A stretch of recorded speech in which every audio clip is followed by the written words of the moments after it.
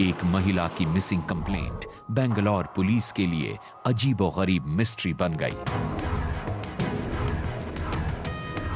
ये औरत एक आईएफएस अफसर की पूर्व पत्नी थी और साथ ही साथ बेशुमार दौलत की मालकिन थी। 3 साल तक महिला का परिवार और पुलिस दोनों उसे ढूंढते रहे, लेकिन उसका कुछ पता नहीं चला।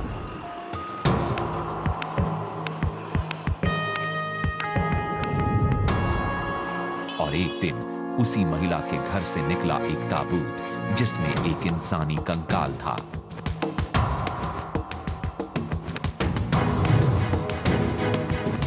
ये case Bangalore central crime branch की इन्वेस्टिगेशन का कड़ा इम्तिहान था, जिसमें उसने कामयाबी हासिल की।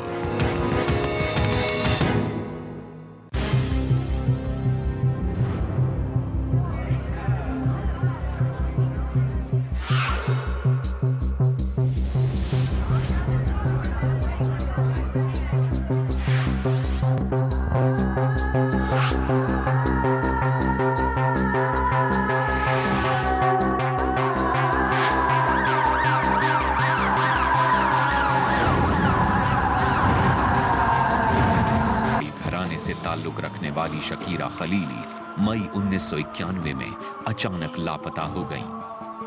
उनकी कोई खबर नहीं थी। किसी की समझ में नहीं आ रहा था कि आखिर शकीरा खलीली अचानक कहां चली गईं। परेशान परिवार उन्हें हर तरफ ढूंढ रहा था। ये परेशानियां आखिरकार शकीरा खलीली की तलाश को पुलिस स्टेशन के दरवाजे तक खींच लाईं। शकीरा खलीली ने अपने पति अकबर खलीली से तलाक लेकर मुरली मनोहर मिश्रा उर्फ स्वामी श्रद्धानंद नाम के एक दूसरे इंसान के साथ शादी कर ली थी। शादी के बाद शकीरा खलीली स्वामी श्रद्धानंद के साथ ही रहती थीं। पुलिस के सामने सवाल ये था कि शकीरा खलीली ने एक आईएफएस अफसर से तलाक लेकर आखिर मुरली मनोहर मिश्रा उर्फ स्वामी श्रद्धानंद के साथ दूसरी शादी क्यों की। दूसरी तरफ सबा खलीली बार बार पुलिस से अपनी गायब हो चुकी मां का पता पूछ रही थी। सबा खलीली ने पुलिस को बताया कि उन्होंने अपनी मां शकीरा खलीली के बारे में सबसे पहले मुरली मनोहर मिश्रा उर्फ स्वामी श्रद्धानंद से ही पूछताछ की थी।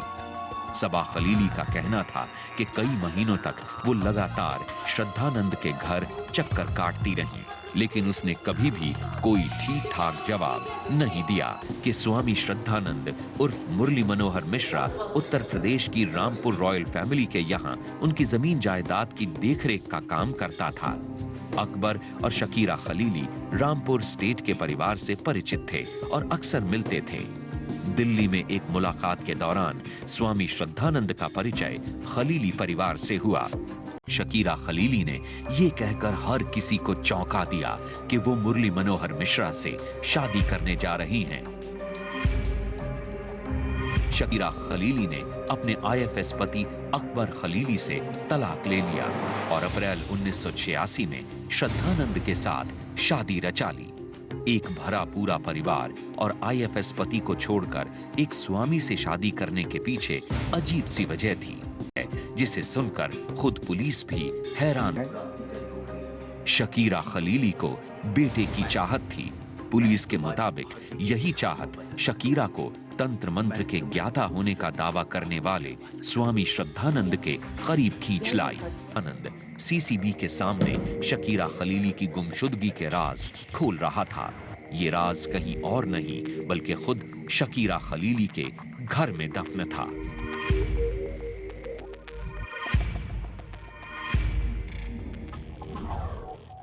श्रद्धानंद के खुलासे के बाद सीसीबी ऑफिसर्स उसे लेकर शकीरा खलीली के घर पहुंच गए। श्रद्धानंद सेंट्रल क्राइम ब्रांच की टीम को घर के पिछवाड़े ले गया। श्रद्धानंद ने वहां चौक से निशान बनाया।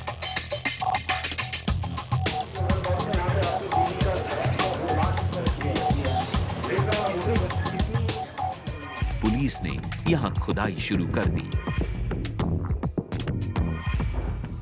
थोड़ी देर की खुदाई के बाद यहां जो कुछ दिखा वो किसी के भी दिल को दहला देने के लिए काफी था।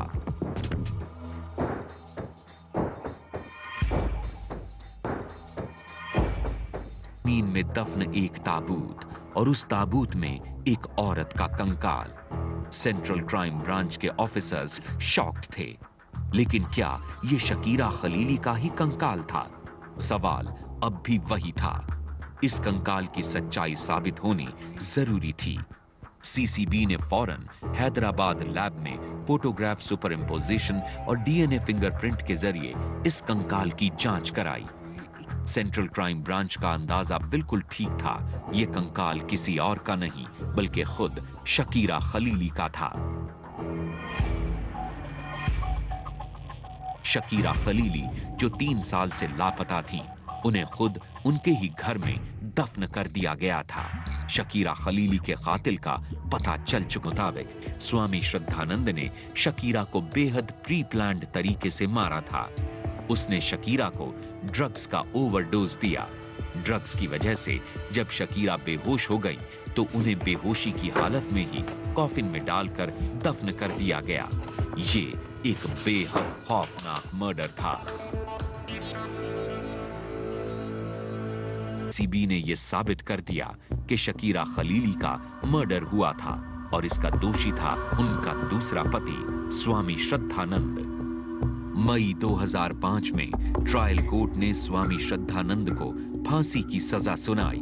इस फैसले के खिलाफ स्वामी श्रद्धानंद ने हाई कोर्ट में अपील की, लेकिन हाई कोर्ट ने भी उसे राहत नहीं दी। इस मामले में सुप्रीम कोर्ट में भी सुनवाई हुई। जुलाई 2008 में सुप्रीम कोर्ट ने स्वामी श्रद्धानंद की मौत की सजा को आजीवन कारावास में बदल दिया।